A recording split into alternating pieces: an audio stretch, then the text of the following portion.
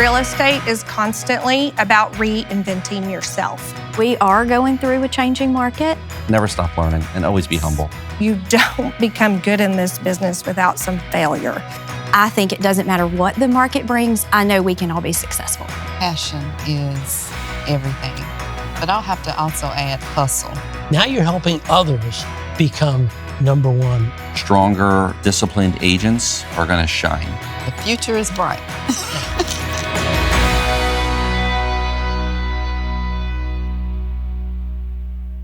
Welcome to the Century 21 Roundtable. I'm John Featherston, the founder and CEO of RISMedia, and I'll be moderating today's discussions with 4 brokerage leaders from across the country, all representing the Century 21 system.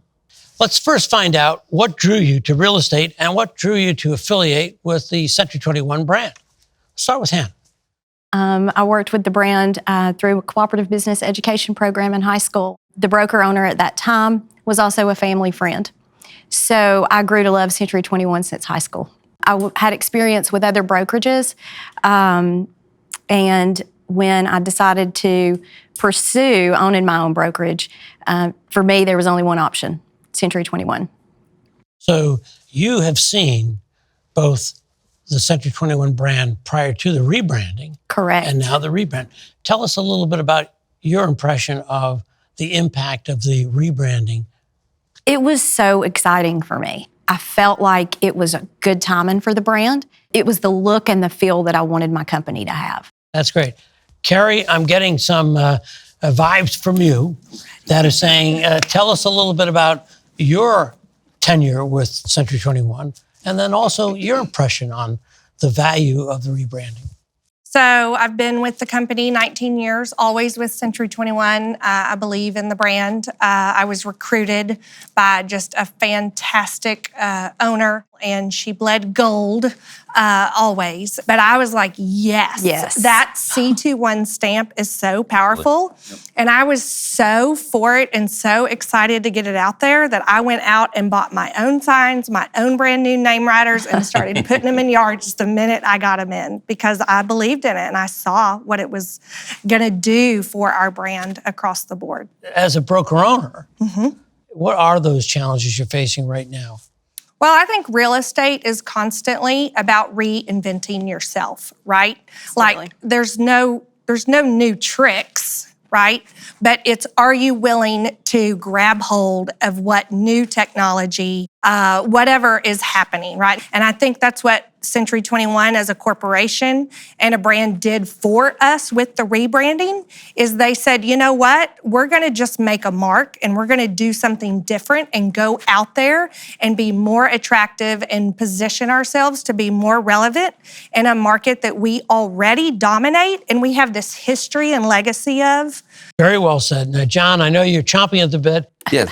So, I mean, they took the most recognized logo in real estate and got rid of it and just came out with something new. So it was a daring move, but it was a good and very well received move. When I started in the business, I started as a sales associate with an independent company, and then I actually came into Century 21 as a manager. And I remember when I was approached as a sales associate, somebody saying, "Hey, we think you may have what it takes to run an office." So, but 15 years I've been with Century 21, and I've probably been an owner with the company for about 10.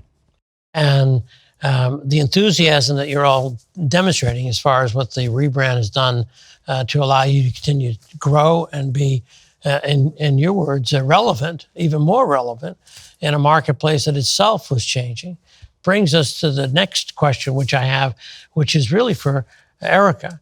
Erica is relatively new to the brand. Tell us what drew you to the brand. You've heard your colleagues who have been their entire careers basically with Century 21. Tell us about you and your story. Since I have branded with Century 21, it's only been 9 months. I have owned my own company for 11 years prior to. So I'm familiar with owning a company. And I was at a place where I wanted to do this thing differently. I wanted something new, but I didn't know where to go, who to talk to, what it looked like. It has been so exciting. I have had the opportunity to do things and to talk to people and be invited to things such as this that I would not have had the opportunity to do. It has also opened up doors for me to recruit and bring in new agents that I probably would not have had the opportunity to talk to because of the brand. There's such power in it. Nobody has to guess, right, what it means when they see the sign, when they see your image on a billboard or a car decal or a business card. I can't tell you how many times I have had calls to my office. We have been looking for a Century 21. There's so many people that look for the brand to this day, and that's a great feeling. Yeah. I say to my agents, if there's somebody that's looking to sell their house and they don't know a realtor personally, who do you think they're going to call? When they see Century 21, there's just immediate trust there. And you want agents that fit that. Correct. Culture. You want the culture. How important is culture in the success of each one of your organizations? Let's start. Oh, wow. Well, I mean, you have to have good culture. I mean, if you do not have that, you're not going to have a successful office. To me, that's what makes it successful. If you have people in your office that actually meet that actually share the same vision, share the same mission, that's critical. You know, I think the people that we recruit, the people that come into our organization, I'm very picky about that because that is what makes us so good. Absolutely. I would say we don't want to have everybody. We don't want everybody. No, zero desire to have everybody. We do not want everybody. We're not for everybody. That's right. Everybody can learn and be taught, and we have the tools in place to take care of that part of it. And it's not for everyone. It's not for everybody. No. It's a profession. Now, Carrie, you've been a year and a half in the saddle as the owner. Where do you see your firm growing over the next couple of years? I believe we'll continue to take market share, even as maybe the market shifts and we see some changes with rates or inflation and, you know, all of those things that affect everybody in their everyday lives and households. We will just continue to be the best trained, be the most compassionate, the most caring. We have a culture of family.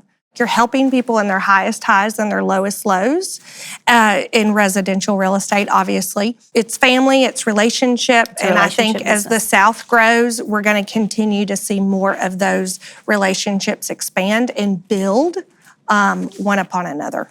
Let's move to John. Where do you see the next year or two going for your organization and the opportunities for them? I'm expecting a good amount of growth. I believe that the current environment we're in right now could push some current agents out of the business, but I do think it's also going to introduce some new agents to the business. But post-COVID, how important is it to get your agents together and educate them as to what's going on? It's critical. I mean, right now, COVID took us all out of going into the office for months. I mean, there were times I'm sitting in my living room and not really sure what the next move is going to be. Being in the office is important. That is where the culture is created. And if you don't have the agents in the office, it's very difficult to keep that culture going. Good to hear you trying to engage them back so that they're part of a unit again, your culture. Erica, prior to joining Century 21, did you have company meetings? How did you handle that prior to Century 21? Prior to Century 21, I did not have company meetings. I didn't. My agents were good coming in when they wanted to. But now that I'm doing things differently, I encourage them to come in. We do have meetings now on a regular. So it really is important for the company culture as well, especially for the new agents that I've brought on. You know, they look forward to that. For me, it's more important probably now to have that conversation with your people because a lot of agents haven't experienced the highs and lows of a market. And we are going through a changing market and you got to get your mind right. You got to prepare for that. How are you addressing with your agents how they can be even more well-equipped to handle the questions of their customers? Well, and that's the thing. In the conversation I'm trying to have with my people is don't be shocked. Don't let a buyer or a seller ask you a question that you're not prepared to answer. Educate them on what's going on in the market. When you go out to list a house, prepare them that it's not going to sell in 1 to 2 days. That's what we're used to. Yeah. And Back you to have negotiating. Yes, we're Offer, starting counteroffer. negotiating again. We are having price reductions again. This Yes. market is changing. Make sure your people are aware of that. Just you educating so that they'll always be ahead of the game and ahead of the questions, and making sure that they can answer those questions, because it is different. And then also think about some of the things we used to do in the past. We have to go back to. Yep. That's part of the value of being part of this brand. And utilizing it by having your affiliation with Century 21. Do you think that'll help your firms grow? Because as the market normalizes, interest rates are going to be rising, inventories will change. Do you think that'll help each one of you grow your organizations? Yeah. I think Actually, so. I think it's going to take the production per agent up. Well, and your good agents always gain market share in a down market. That bears repeating. A good agent will always gain market share in a downshifting market. And that's because you're 100%. good at what you do and you care, and you're going to dig in and go do what needs to be done. And in the conversation about showing up back at the office, it's reconnecting. As realtors, first and foremost, we're connectors of people and community. So as the market shifts, the conversation has to shift. That's what's really shifting. It's just a new conversation. It's setting expectations up front, and it's the agents that are willing to get into the office, come to the trainings, relearn or first learn sales or whatever it is, that are going to be better able to have the conversations. Very well said, Carrie. Now, Erica, part of the affiliation with the brand, I'm sure you're getting to meet your fellow colleagues and learn how they have been successful. This has truly been what I have been praying for, to be honest with you. I wanted to do it differently. And like I said before, I did not know what it looked like. I did not know where to start. But this is it. It affords me all the tools that I've been wanting to do and use, and have agents to come in and be able to use. It's just been amazing. Yes. Let's go back to the two on my right here that are volume leaders that have built their markets. What advice can you give to someone like Erica that wants to grow her business? Make sure that you have that office in the right location, and make sure you have the right person leading that office, because the one thing I've learned is that I can't do it all. Right. So having that your right-hand person, pick the right one from jump. Yes. Yeah. So Carrie? critical. It's about being kind to yourself, like giving yourself grace and realizing that, like he said, you can't do it all. And it's a journey. It's a transition, and it takes time. And then establishing your boundaries and being willing to delegate, of course, because that move from top producer to owner and to expand into multiple offices, you can't be at your client's beck and call because you're at your agent's beck and call, right? And I'm learning that too right now myself. So I'm preaching to the choir, right? Like, Same. Yes, Same. yes. This has been a tremendous pleasure for me to be with all four of you. And I know our audience would like to know more about each one of you and what drove you and propelled you to the success that you have in your marketplaces. I think passion has probably been my top driving factor. I've had a huge passion for the business, and that has driven me to do more and more. Be the first one there, the last one to leave. That is probably what allowed my business to grow so much, and then being able to adapt to what's going on in the market. You're not going to be successful in this business if you don't have the passion for it. I think you've got to have the passion if you want to be successful. That's great. Erica, same question. Okay. So like Hannah, passion is everything. But I'll have to also add hustle, because because that is basically what we do. We work all the time, not just sometime, not part-time, not what people think is a 9 to 5. We work all the time. So hustle, you gotta be ready to get up and go and make it happen for yourself. And then, of course, my children, they tell me all the time they're so proud of me and all that I've accomplished. Awesome. So, yeah, that is what keeps me going. Well, it's a lot of good things that are keeping you going. Now, let me move over to Carrie. Carrie, same question, okay? Okay. Same answers. I love the C21 tagline of relentless. It's passion, it's determination, it's not giving up. I can remember when I wanted to be a top producer and there was one in my market, and I was kind of like, okay, what are they doing and what are they not doing that I could go do and do better and provide a better level of service? So it's great to say you're number one, but it's number one with passion and it's number one with integrity. Humility. Community, humility, so that's what we want to instill. That's that culture that I think we've been talking about. Isn't it also, after 19 years of being a leader in the marketplace, number one, and et cetera, now you're helping others become number one in their marketplaces. Does that drive you?